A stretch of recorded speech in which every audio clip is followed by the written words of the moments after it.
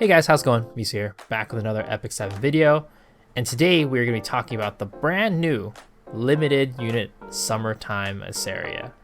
But as always, before we head into things, be sure to click that sub button if you enjoy my content and want to see more, ring the bell for notifications, and as always, I stream on Twitch mostly on weekends, so be sure to hit the follow button there and catch me when I go live.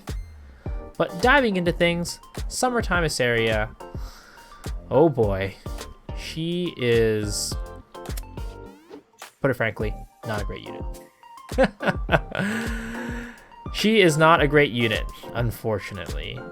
And, you know, she might stay this way, but she might get the landing treatment and get completely busted. You never know.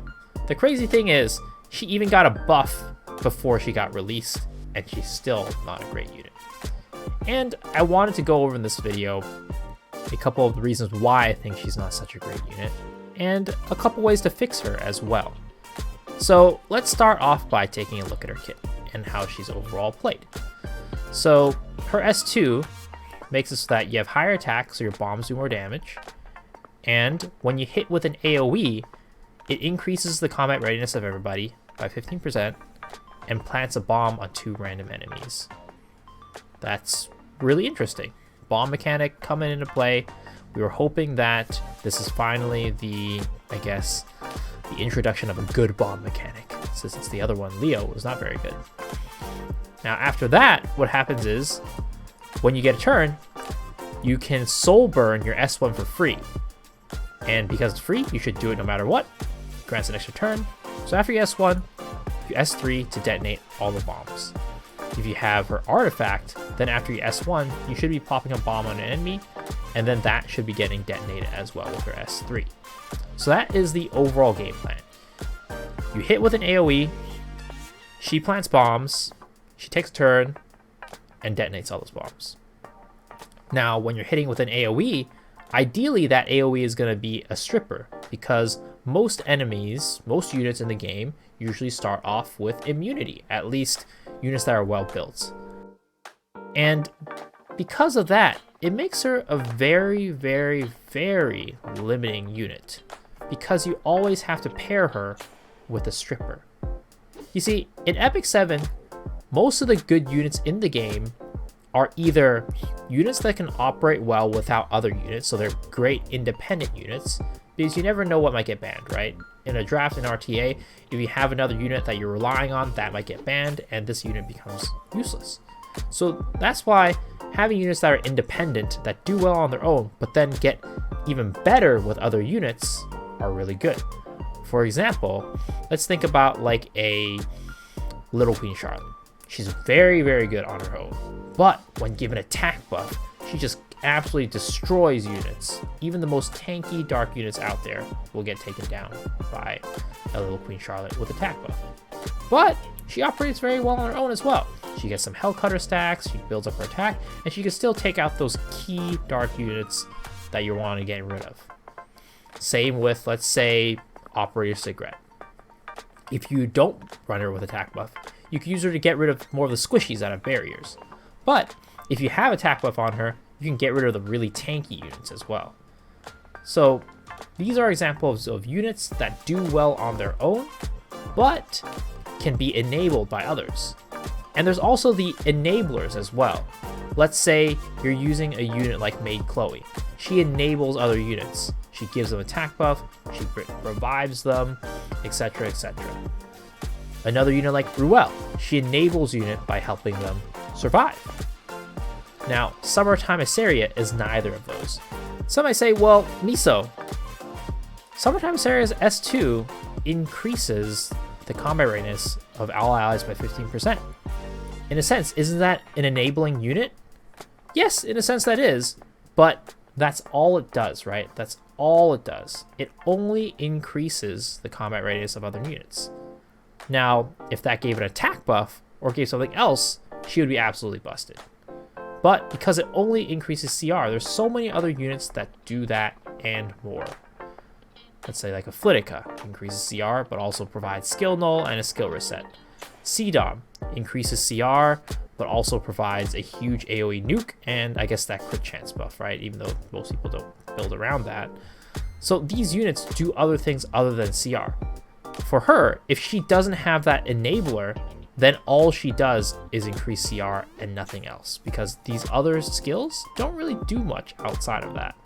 They don't do much outside of supporting her skill to put bombs on enemies and detonate them. So as a result, when you're playing with Summertime Iseria in RTA, you're always forced to pick a Cerise, a Fairy Tail Tenebria, a Bazaar, somebody that goes before her to strip buffs so that she can land those bombs.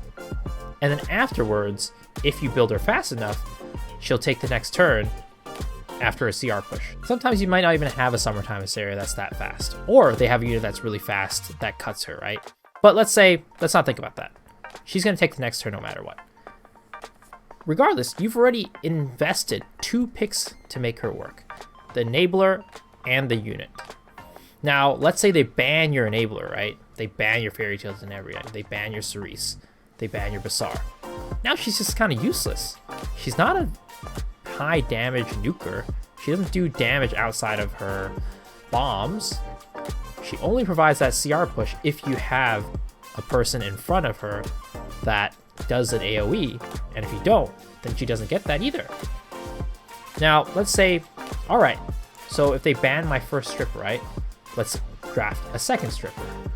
Now that's 3 unit slots, 3 picks, just to make Summertime Iseria work.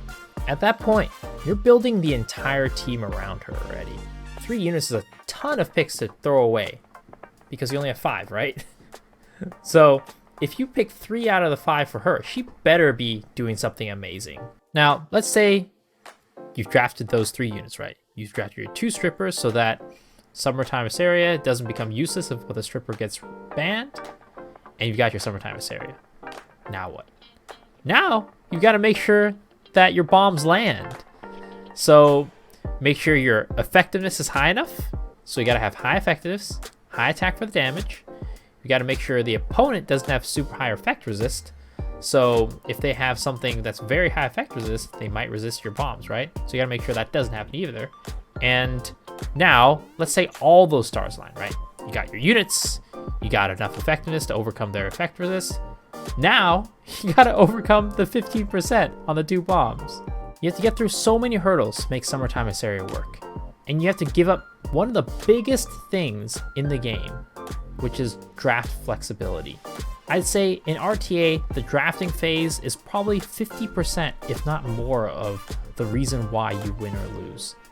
And you're giving up all that flexibility just to make her work, and even when she does work, it's not like she's gonna win you the game. So that's why I don't think Summertime Iseria is a very good unit. Maybe they might buff her to make her less reliant on others. Maybe they may make it so that she's still reliant on others, but if she gets all of those pieces through, she basically wins you the game. So that's how I would suggest improving it, right?